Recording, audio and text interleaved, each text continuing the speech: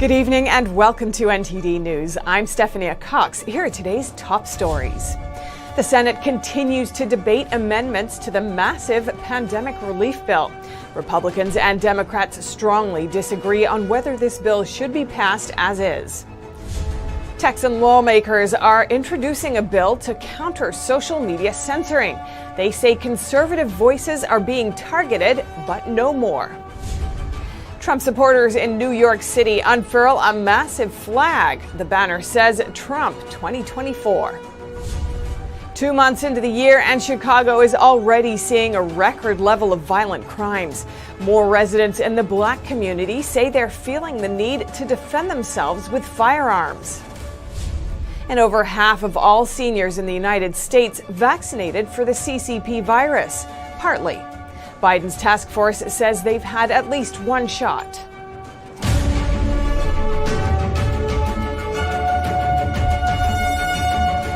The Senate began its marathon voting session at 9 a.m. Eastern today. But for now, the process has been stalled. Politicians are considering amendments to the $1.9 trillion stimulus package. NTD's Christina Kim has the latest. The Senate is still debating the $1.9 trillion relief package, but they rejected the $15 minimum wage hike. Supporters say working families are hurting, and raising the minimum wage is what this bill is about. They want their government to hear their pain and come to their aid, and that is not too much to ask. Raising the minimum wage is COVID relief. The COVID-19 pandemic has highlighted the immense underlying inequities in our nation. But 8 Democrats joined Republicans in saying no, nixing the amendment from the package. Senator Kristen Sinema from Arizona explained her move. She says she supports raising minimum wage, but wants to do it separate from the pandemic-focused bill. This comes as the Senate spent nearly 11 hours reading the nearly 630-page bill aloud. Most senators went home and didn't hear the majority. Senator Ron Johnson, who proposed the idea, was the only one who stayed the entire time. Johnson, like many Republicans, says there's already a lot of stimulus money that hasn't been spent, and criticizes the bill for having too many items unrelated to pandemic relief. 90% of this money's got zero to do with COVID. Democrat Senator Joe Manchin is stalling the vote. This is over proposed changes to unemployment insurance. Senators can't agree on whether to have the money expire in July or September.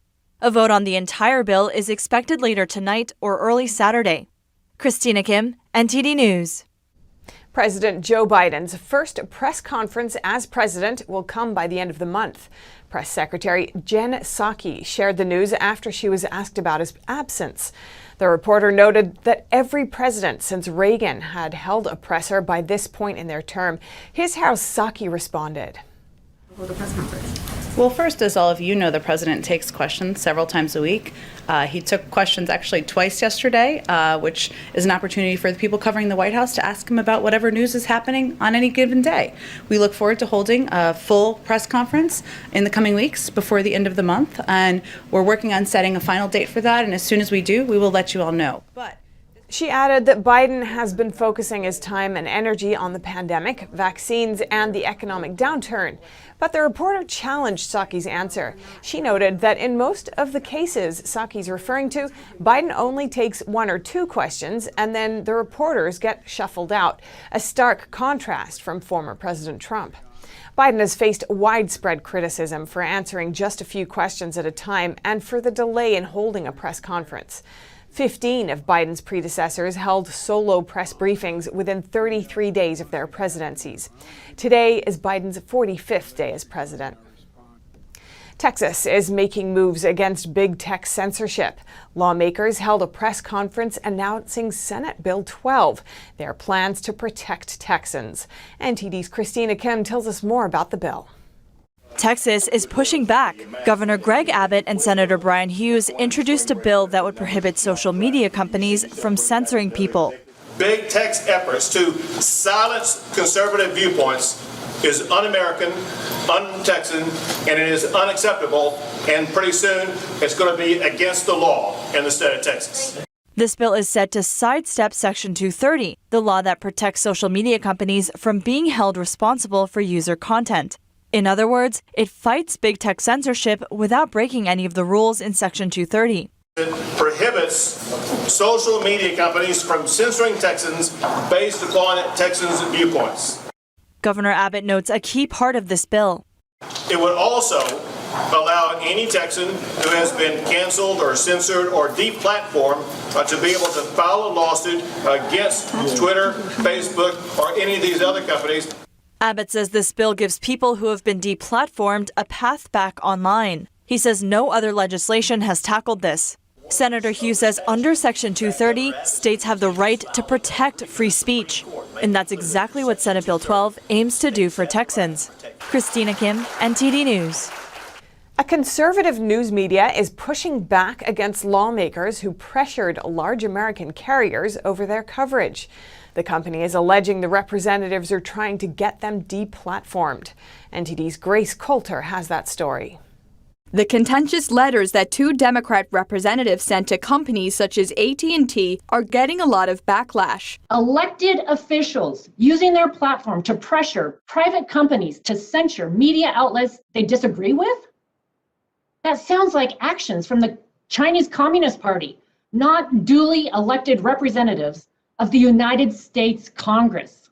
And One American News Network, or OAN, seems to agree. The news network has now hired a lawyer to go against Democrat Representatives Jerry McNerney and Anna Eshoo, if necessary. Attorney Eric Early is giving the representatives until March 11th to retract their letters. If they refuse, he's warning the network could take legal action. Reps McNerney and Eshoo sent letters to 12 cable, satellite, and streaming companies last month. They accused the companies of not taking steps to combat what the Democrats are calling misinformation. They claimed that OAN, Fox, and Newsmax spread misinformation after the election and about the virus. And they demanded carriers explain why they are carrying the news channels and asked if they will continue to. But OAN's attorney is calling their questions thinly veiled threats in disguise. That, he says, are aimed at pressuring carriers to deplatform the news network. In the letter, Early told the two Democrats they are encouraging viewpoint discrimination designed to harm national media news voices that report unfavorably on their agendas and that oppose them and their political beliefs. In a statement to the Epoch Times, Early said that the representatives' actions would delight some of the most brutal dictators in world history. He says OAN will not sit idly by and watch as the U.S. Constitution and OAN's rights are trampled on. Grace Coulter, NTD News. Trump hasn't committed to running in 2024, but his supporters are getting ready nonetheless. A group of Trump supporters went out onto the streets of New York to unfurl a new Trump flag. It has a forward-looking message. NTD's Don Tran was on the ground.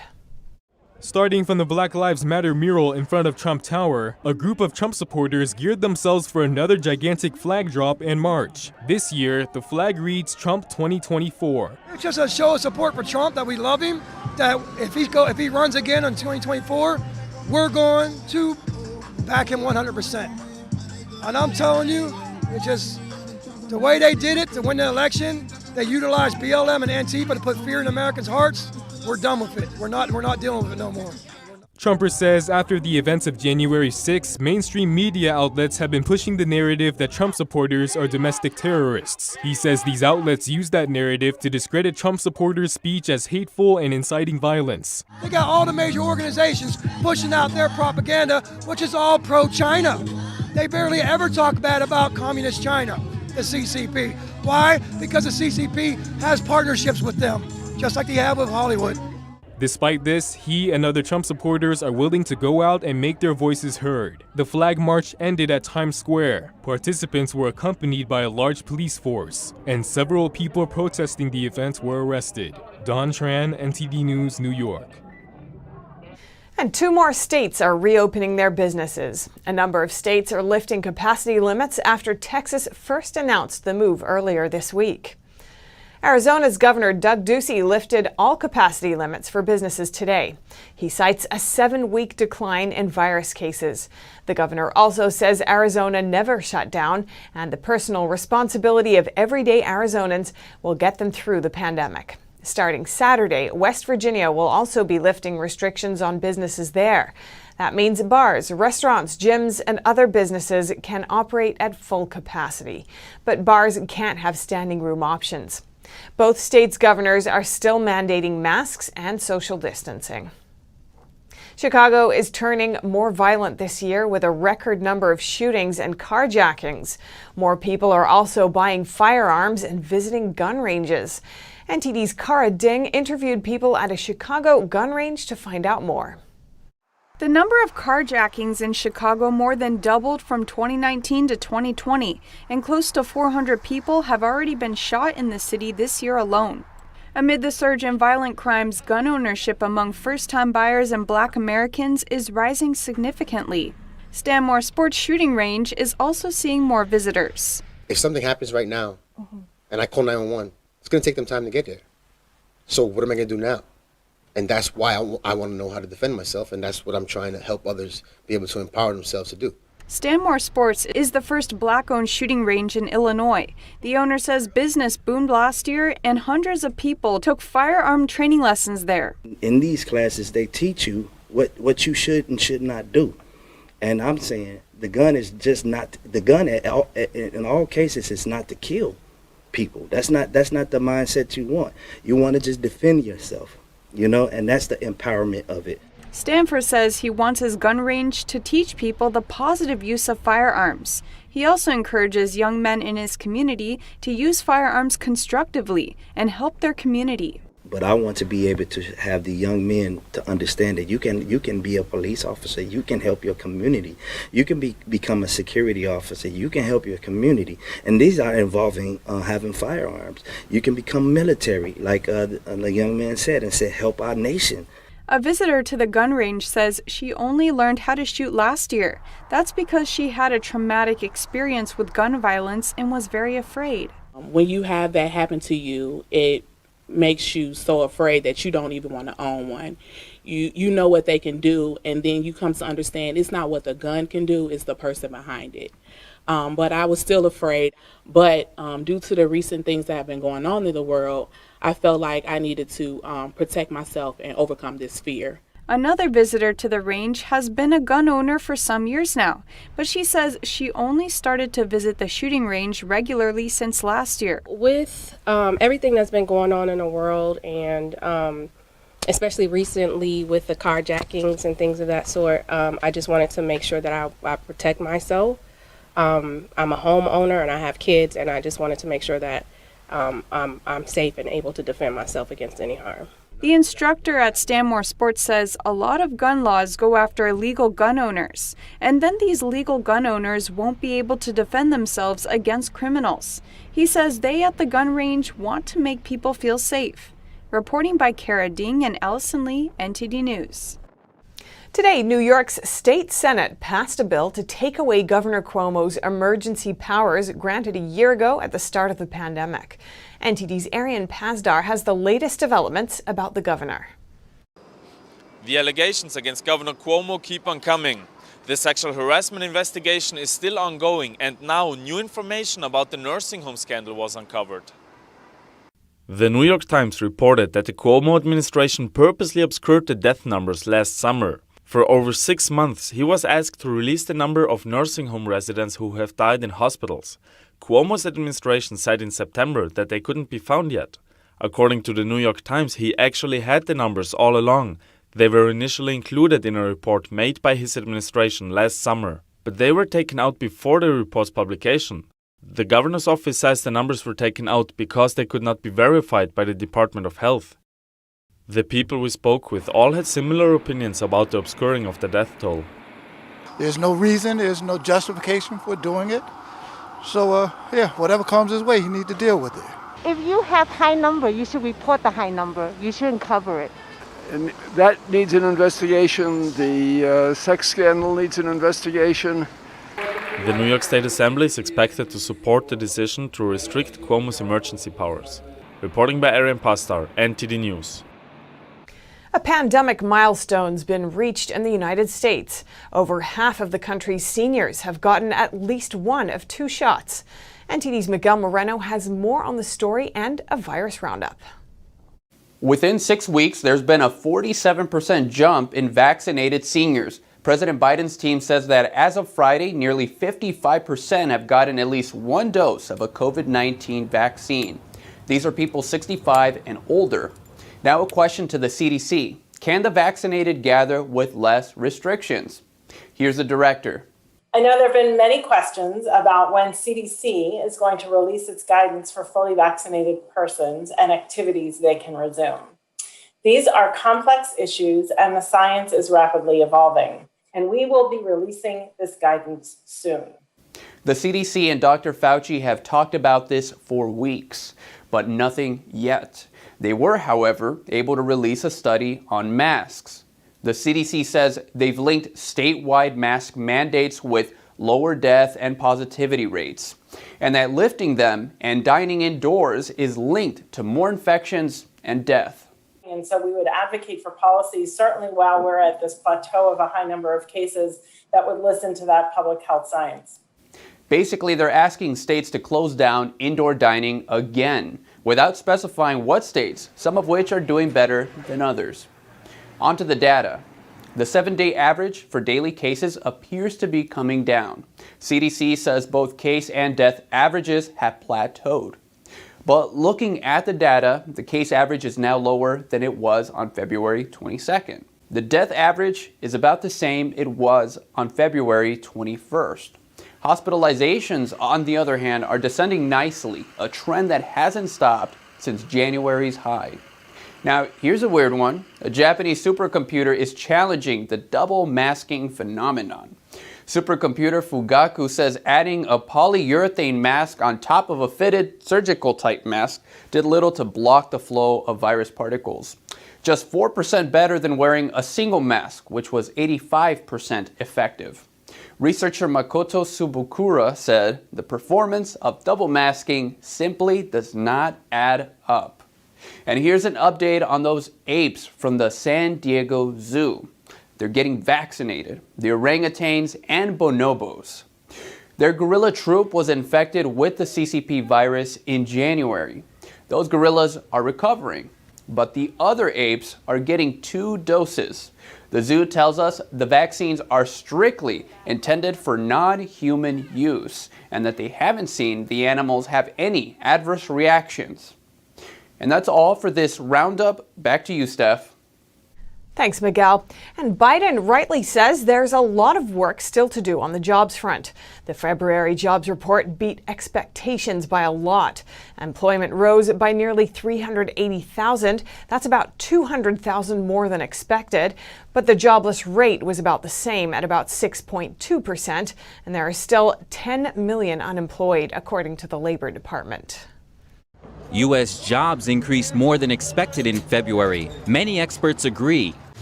There's a lot of pent-up demand for staffing in the private sector. A lot of those people who are being employed on a part-time basis. That some of the industries that had been closed down that are starting to revitalize are starting to bring workers back.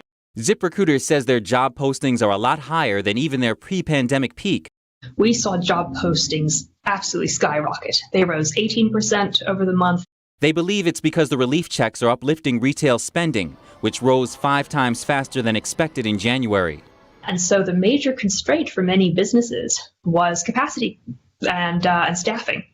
And that's why we saw employment in temporary help agencies surge in January and in February. And that points to employment picking up in the next few months. Most of the job gains occurred in leisure and hospitality, industries experts say are good indicators of how the recovery is going. And so these are the industries that we can expect to fully recover most slowly. And yet the fact that we're seeing recovery pick up now is very encouraging. While the stimulus checks and loans have consequences, many believe it's the best way to reach maximum employment.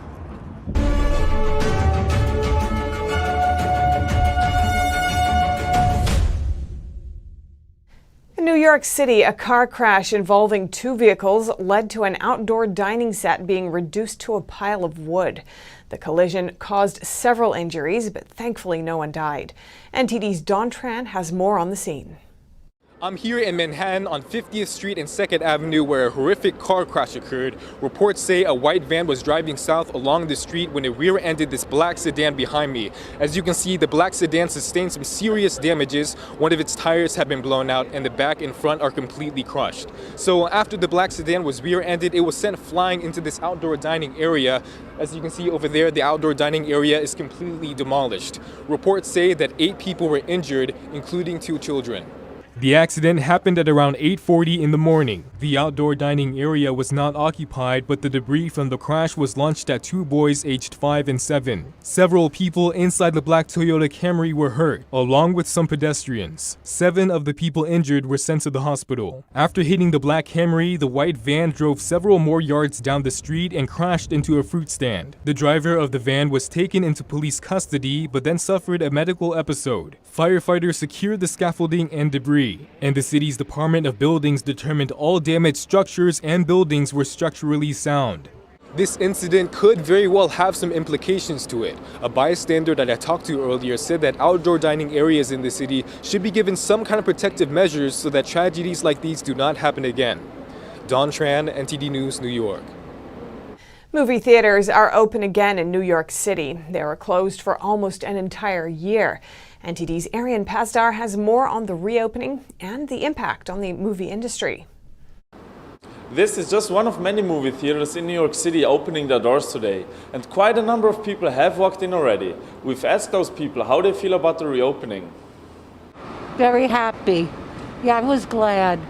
Yeah, it's okay. You know, some people are more scared than others. You know, at some point it's going to have to happen, and I feel like, you know, why not now, I suppose, with reasonable cautions. New York City is the last part of the state to let movie theaters reopen. Right now they're allowed to operate at 25% capacity. The rest of the state is already at 50%. Some movies, like Christopher Nolan's Tenet, have been pushed back several times over the past year. Once premiered, Tenet still didn't make as much money as expected due to lower capacity and people being reluctant to go to cinemas. I was a little bit skeptical, but knowing that we're double masking and that they're only at limited capacity, I do feel a little bit more comfortable. And the next Fast and Furious movie has been delayed until the end of June. That's partly because they're adapting to New York City's reopening. The Big Apple is the second largest movie-going region nationwide. Arian Pasdar, NTD News, New York. The Supreme Court has ruled in favor of churches in California. One county shut down all indoor gatherings as a safety measure, but the Supreme Court says they must allow church attendance. NTD's David Lamb hears from attorneys on what this means. Santa Clara County had stopped all indoor gatherings, including church-going, for months, then flip-flopped on letting them reopen at 20% capacity. In the end, county officials ordered churches to remain fully shut in February due to high virus cases. The issue went to the highest court in the land. The Supreme Court now says the county must let its churches open at 20% capacity. Santa Clara was the last place in California to keep churches shut. It bucked an earlier Supreme Court ruling that told all of California to lift its ban on church attendance. California churches have faced fines for opening their doors to all members, flouting the 25% capacity rule, and not fully enforcing masks. One church was fined over $1 million. With the new ruling, Calvary Chapel San Jose's attorney says these fines may be abandoned, but it would be a battle. The fact that the court issued a preliminary injunction is signaling that they believe that the plaintiff churches will succeed on the merits of their claims, which means also that they're likely to find that Santa Clara's orders are unconstitutional. Another attorney says the ruling may incentivize officials to decrease the current fines for the churches, but it's not binding. Indirectly, it'll be to their advantage. Directly, it's not going to have in any way truncate the fines and fees that are presently outstanding against those churches that decided to remain open and were fined in violation of the state or county mandate. James Williams, Santa Clara County Counsel, says he's disappointed in the Supreme Court's decision. He's voiced concern about the risk that even small gatherings pose to public health. He claims the Supreme Court order was issued without any analysis at all of the county's gathering rules, which have always been neutral and applied equally to all gatherings across the board. David Lamb, NTD News, California. People in San Francisco's Bay Area can start eating out together indoors. In some counties, though locals say they have mixed feelings about it. NTD's Eileen Ang has more. Most counties in the Bay Area are resuming indoor dining this week after their virus numbers improved. San Francisco, San Mateo, Santa Clara, Napa, and Marin counties are now allowed to seat customers inside at 25% capacity. I think it was just perfect time to let people or to let restaurants to dine in. I think that's going to help a lot more, or staying in business more importantly. He said he had to close for a few months at the beginning of the lockdown. When he reopened, he had to adjust to takeout and rely on to-go companies like Uber Eats to increase sales. But this weekend, he'll be preparing for more indoor diners. I'm one of the lucky businessmen that have a good outdoor dining, but there are people that, it gets cold and rain, so they look forward to sit down inside. Especially next week, Wednesday, more likely it's going to be rain, so I can't use my outdoor, but I'll let people in. So that's going to help me. Others say opening for indoor and outdoor dining is beneficial for both customers and their business. We are ready for opening inside doors. Everything is ready. My team are working hard for that, so we are ready to open inside. Two locals say they are not ready to dine indoors, but that luckily they're still enjoying being outdoors. We live in California. We have to enjoy the weather. But I still don't feel comfortable going inside though. So I'm just going to stay outside for a little longer. And I think they're taking precautions inside, like spacing the tables, cleaning after everything. The waiters and waitresses are wearing masks. So I feel pretty confident that soon people will be able to go back. She says she doesn't mind the outdoor dining environment because of its quiet downtown ambience. Maybe like a European feel of more outdoor life, cafes and terraces open. So I'm enjoying that. After a year of challenges, locals and their businesses continue to adapt to the changes. Other Bay Area counties may follow suit soon. Eileen Ang, NTD News, California. A report in the UK shows that dognapping is on the rise. But why would someone steal a dog? And how do they find their targets? NTD's Sapphire Quarter tells us more.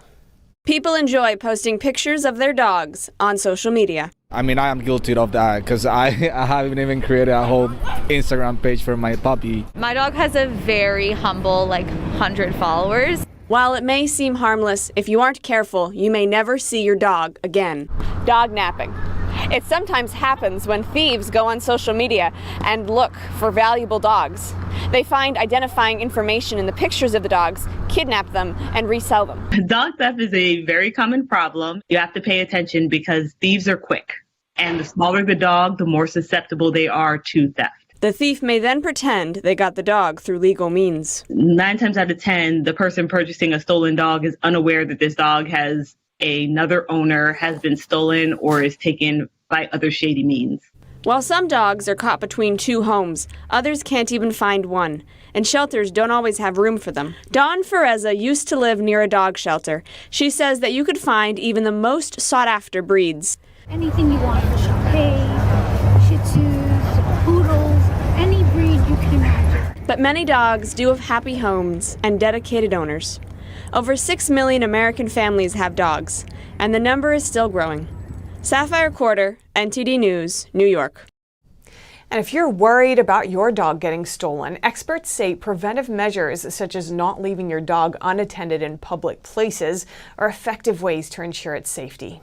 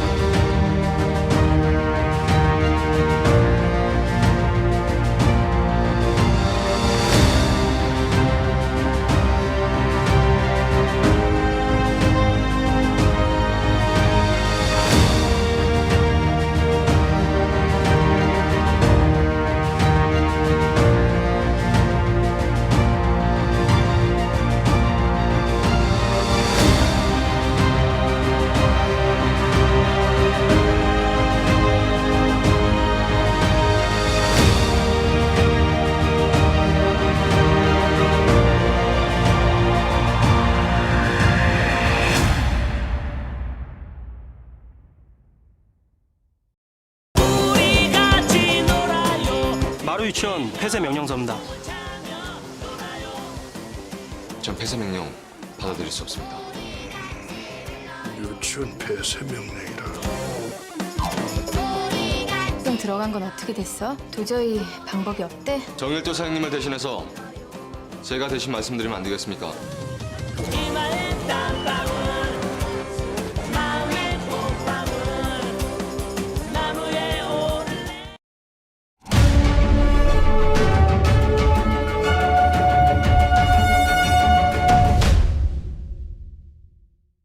A new survey shows that most Americans want President Biden to be tough on the Chinese regime. Americans' view of the regime has been worsening significantly since 2018. NTD's Tiffany Meyer has more. A new survey shows that Americans want the U.S. to confront Communist China over its human rights abuses. In a recent survey by Pew Research Center, 70% of respondents say Washington should stand up to Beijing over its poor human rights record. They say this is more important than fostering economic ties with China. 90% of them consider Communist China an enemy or a competitor. Pew Research is an American think tank. It provides information on shaping trends in the world. Although Americans want a tough stance on China, nearly 50% in the survey have doubts that President Biden will be able to deal with Beijing effectively. Among a list of stats on Biden's handling of foreign policy issues, he got the lowest score in dealing with China. Across the board, negative views in the U.S. toward the communist regime have increased sharply. Since 2018, Americans who have a very cold perception of China doubled as of 2021. Similarly, Americans who had a very warm perception of China decreased by half as of 2021. But just over 50% saw Communist China's growing military as a very serious problem. The same percentage said that China handled the CCP virus outbreak poorly. The Pew Research survey was conducted over a 7-day period in February. It sampled about 2,600 American adults. A video posted by a member of China's 50 Cent Army is raising concerns online. In it, he claims he helped Communist Party authorities track down and arrest 6 netizens last year, with no apparent remorse. The 50 Cent Army is an organization of Chinese internet censors. Paid by the Chinese Communist Party, they post online content that supports the regime and attacks, censors, or bans anyone who criticizes it. It's one of Beijing's most widespread tools to influence public opinion. The group gets its name from the 50-cent payouts given for each pro-Beijing post shared online, though that rate was recently bumped up to 70 cents or more. Some of the members of the 50 Cent Army also help the regime suppress dissidents. Internet censor Song Jianren is one of them. Last year, I assisted the regime in arresting 6 people. He published this video on Chinese social media last month. In it, he appears prideful of having the power to suppress people. Don't question our ability to deal with you. As long as I keep an eye on you, you'll never escape. He also showed off an award certificate he won in 2020. That's for what his superiors called maintaining stability in society.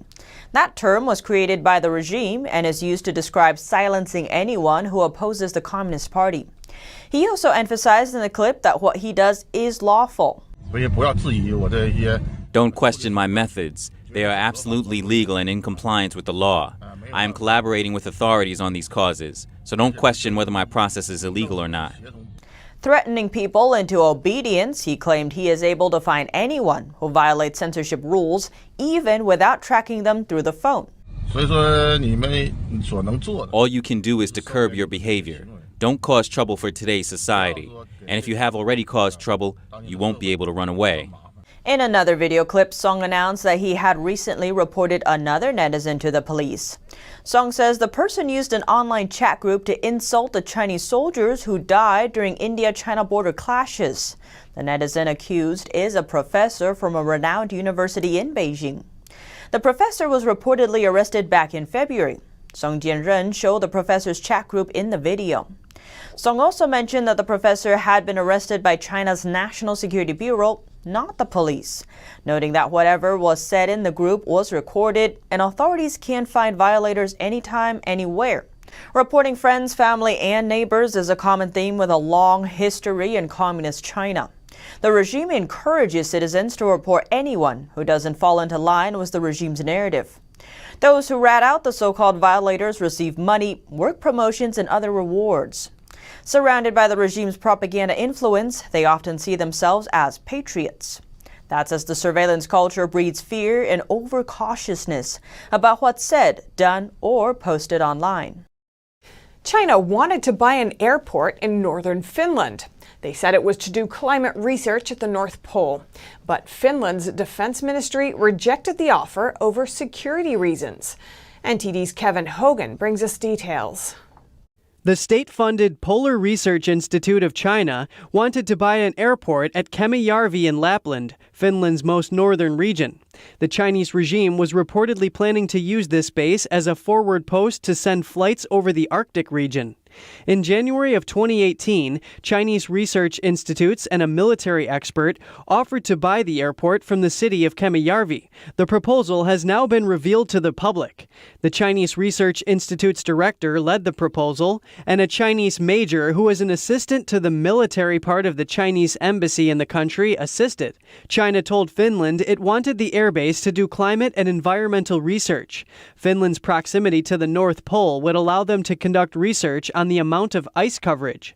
China would have used the airport to launch jet aircraft with measuring equipment around the North Pole and back. And the airport would open up another flight route, the one over the Arctic Ocean and Northeast Passage. They could make observations there if they had the airbase in this area. China and Russia are both interested in this area. Kemijärvi's mayor said that Northeast Passage is important, and all of the major powers want to know what kind of traffic is possible there.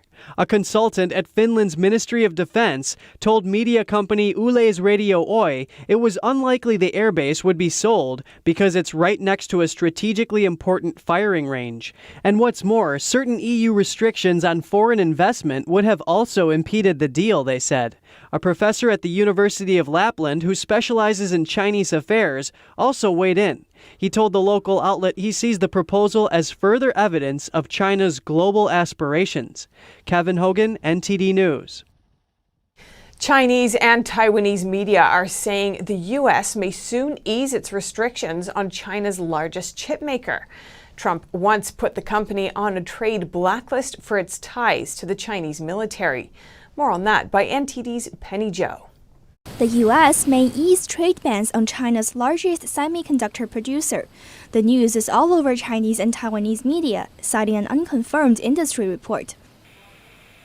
中芯国际传出获得美国供应许可，换句话已经解禁了。那中芯 The Trump administration previously put Chinese company SMIC on a trade blacklist based on ties to the Chinese military. These are companies that are tied to the People's Liberation Army. SMIC is the largest semiconductor manufacturer in China, and a very, very big company at that. And semiconductor or microchips are essential for building rockets and missiles. The blacklist means American companies or any company that uses American technology must apply for a license before selling anything to SMIC. Some say easing the ban may resurrect the struggling Chinese company. A Chinese semiconductor industry expert says the U.S. will allow American companies to sell certain equipment to the Chinese company, but not cutting-edge technology. The expert called the move the light of hope. Shortly after the news came out, SMIC secured chip-producing supplies from a Netherlands company. Some see the move as a sign that the U.S. already eased the ban. Others say it's a test for the Biden administration. One semiconductor executive called the deal a slap in the face to the U.S. trade restrictions. The news prompted stocks to plunge for several Taiwanese chip makers, all which are the Chinese company's competition. In recent years, semiconductors have come under the geopolitical limelight. This semiconductor is smaller than a postage stamp, but it has more than 8 billion transistors. 8 billion transistors, 10,000 times thinner than a single human hair in this one chip. These chips are a wonder of innovation and design that power so much of our country, enables so much of our modern lives to go on. Not just our cars, but our smartphones, televisions, radios, medical diagnostic equipment, and so much more. The Trump administration has used the technology as a leverage against Chinese telecom giant Huawei. Beijing relies on the military-linked company to make sure China stays ahead in the 5G technology race. But the U.S. has warned other countries against using Huawei equipment, saying their data may end up in the hands of the Chinese Communist Party.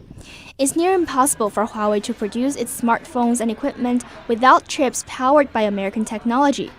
So the company has been struggling since the Trump administration banned it from buying components from U.S. companies in 2019 and cut it off from any suppliers that use American tech in 2020. SMIC also relies heavily on the U.S. The machines used to manufacture chips contain American technology. Analysts previously said Trump's ban on SMIC could present an existential threat that could see the Chinese company close its doors. But Chinese chip makers are seeking ways to ease the pain.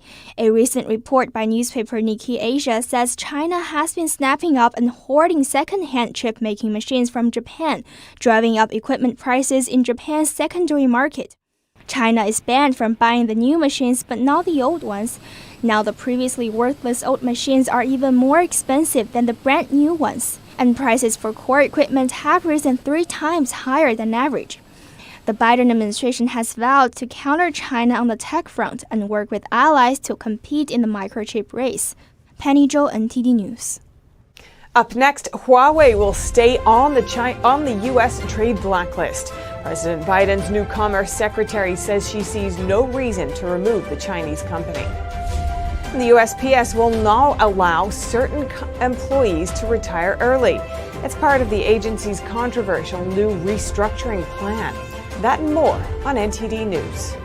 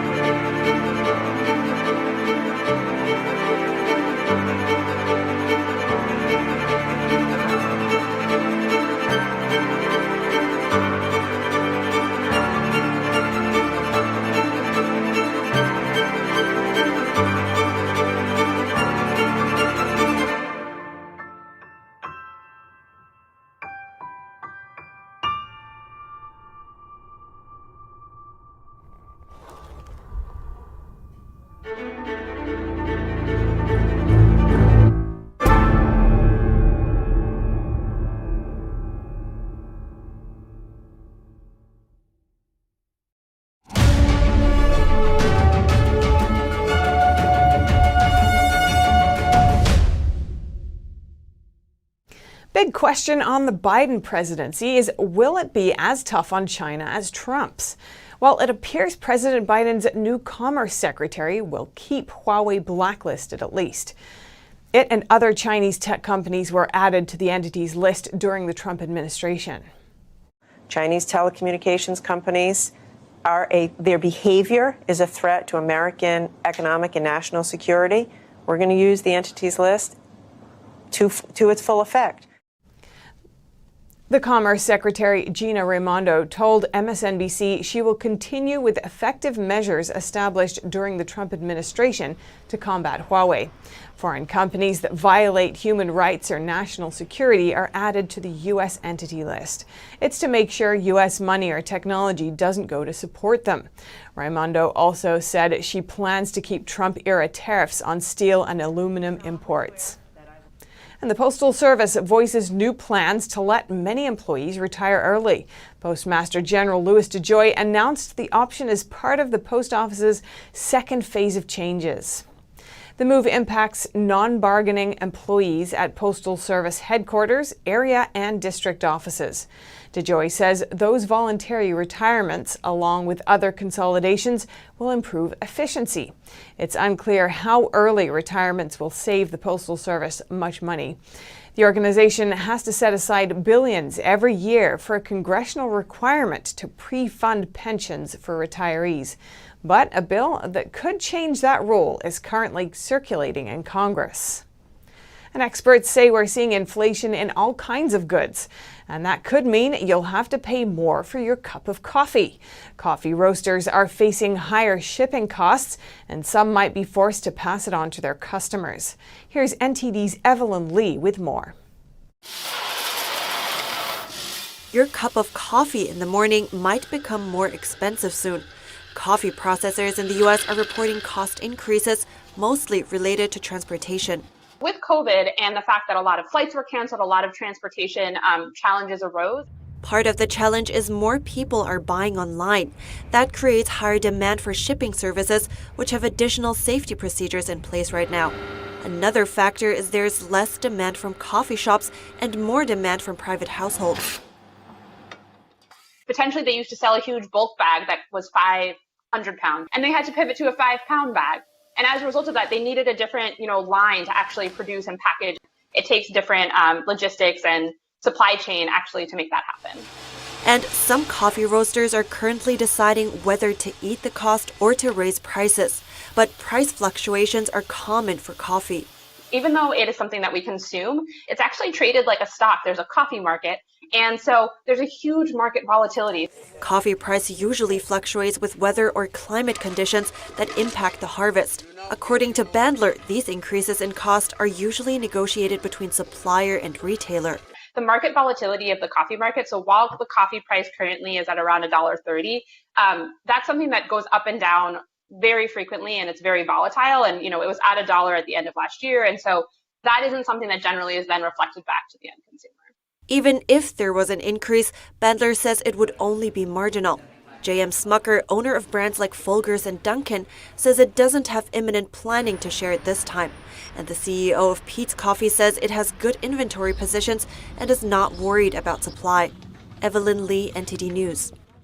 Coming up, cancel culture on campus. Research shows that authoritarianism, political discrimination, and self-censorship are rife in UK universities. And starving students in France.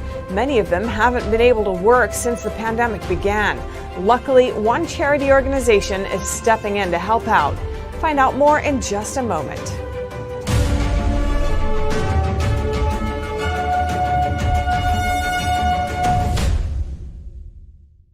A landmark study finds that academic freedom in the UK is in real crisis. NTD's Joanna Conway tells us more. A report says that authoritarianism, political discrimination and self-censorship are rife in UK universities. The research comes from the Centre for the Study of Partisanship and Ideology, or CSPI. It looks at professors and lecturers as well as PhD and master's students. It says that conservative academics are experiencing formal complaints and even disciplinary action, which often leads to self-censorship. What that does is it shuts down views that challenge orthodoxy, whether that's research, whether that's in the classroom, and that simply makes the university not function as effectively. The author of the report, Eric Kaufman, tells us 1 in 3 conservative academics and PhD students are victims of cancellation culture. Then what is cancellation? It covers both hard financial penalties, such as loss of livelihood, but also social penalties, including ostracism and perhaps not being able to get a job or perhaps access certain services, perhaps a web hosting or Twitter or social media. The report also covers the United States and Canada. It finds that academics on the left of the political spectrum discriminate against those on the right, and that also those on the right discriminate against those on the left at roughly the same rate. But in UK universities, the ratio between right and left is 1:9, meaning a much higher rate of discrimination against right-leaning academics. We've got a very large scale of political discrimination operating. Last month, the UK announced proposals to strengthen free speech and academic freedom in higher education. Kaufman welcomed the move. Essentially, the law protects academic freedom and it doesn't protect emotional safety. Universities have been essentially bending the law. The study brings together 8 surveys and looks at views on Brexit supporters as an indicator of political discrimination. It turns out that 1 in 3 UK academics wouldn't hire a Brexiteer. Joanna Conway, NTD News. A UK competition watchdog wants to know if Apple has too much control over app distribution in the UK. NTD's Patrick Hayden takes a look. UK regulators are looking into suspected breaches of competition law by Apple and how its App Store operates. The investigation follows a complaint from app developers who say they are being forced into using the store. They're also complaining about Apple's up to 30% commission that is taken from App Store payments. Apple says the App Store is a safe and trusted place for customers, and it's a great business opportunity for developers. The chief executive of the UK regulator says complaints that Apple is using its market position to restrict competition and choice warrant careful scrutiny. The watchdog will investigate if Apple imposes unfair and anti-competitive terms on developers. Big players like Epic Games, Spotify and Tinder have accused Apple of iron-fisted tactics to force them into compliance. In Europe, Spotify further claims that it's restricted in the App Store to give an advantage to Apple's music streaming service. Apple says it's looking forward to explaining its App Store guidelines to the UK watchdog, and says its store protects customers from malware and prevents any rampant data collection without consent. Patrick Hayden, NTD News, London. Many college students in France are now relying on local charities for food. The country's lockdown restrictions have prevented many of them from working. NTD's France correspondent met with a local charity that supports students. Charity association Linqui in Paris has a relaxing atmosphere at dusk. In a few minutes, the volunteers will deliver food to hundreds of students. For association director Julien Mémon, every delivery is very important. We will welcome around 500 students. Each of them will get an 8 to 9 pound bag of organic vegetables, fruits, meal products, and prepared meals. Ever since it opened 5 years ago, the charity association has been drawing more supporters, including French chefs. Chefs prepared gourmet stuffed potatoes for the students. Lockdown restrictions in France have been put in place about a year ago. Since then, the lines before the building entry never stopped getting longer. According to an organization that studies student life in France, the crisis that French students are facing is unprecedented. The study shows more than half of them have difficulties buying basic necessities. 25% of them also don't get enough food to eat. One reason for that is lockdown restrictions made it difficult for students to get part-time jobs. What we are seeing is immense suffering, not only with food but with health, lack of contacts. It's hard to get a place to live, hard to eat, all the hardships are piling up. It creates a feeling that they won't make it. According to a first-year student at La Sorbonne, the biggest challenge is enduring loneliness. I don't see anyone. It's very complicated. We have no human contact either with the teachers or with other students. I know a lot of people who can't find motivation to continue with the courses and who are just giving up. Charity association Linqui saw an increase in the number of donors and staff members. This has allowed the volunteers to provide roughly 100,000 meals each month. David Vives, NTD News, Paris. The Louvre Museum in Paris has been closed due to the pandemic since October of last year, but restorers are using the time to repair the museum without the distraction of millions of visitors. Artwork is cleaned, galleries are spruced up, and repairs are made in peace. Since the museum's second closure on October 30th, about 250 employees and outside contractors have come into work each day. Among them is Elizabeth Antoine Cunig, head curator of the artifacts department.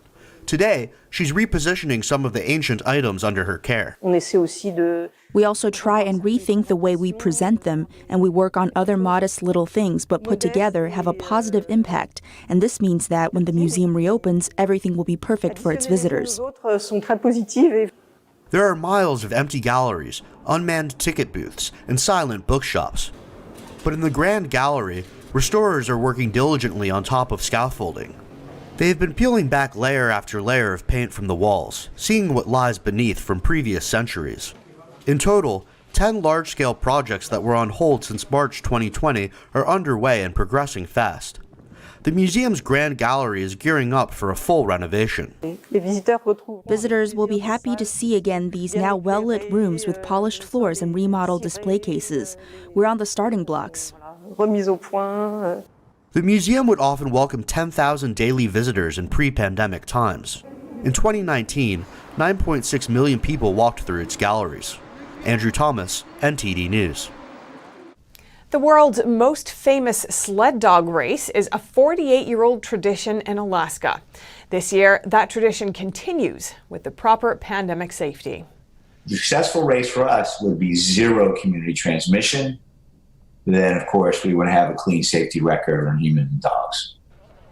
The week-long race will look a little different this year. The route will now bypass most of the village checkpoints, and the ceremonial start in downtown Anchorage has been canceled over fears of large crowds.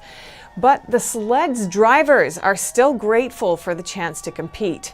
They will start in Willow, Alaska on Sunday, March 7th, travel to the ghost town of Iditarod, and then turn around and come right back. A journey of 860 miles. And that's all for today's news. Thanks for tuning in. I'm Stephanie Cox.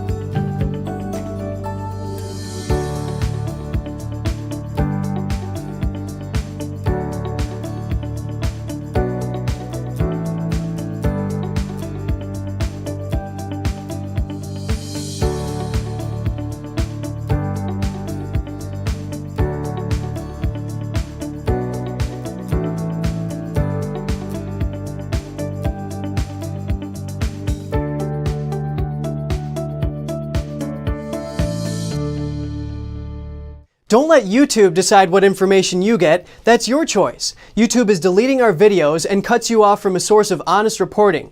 Make sure you don't lose access to NTD's news content, and take a quick moment to subscribe to our newsletter so no matter what happens here, you'll keep your access to a trustworthy news source.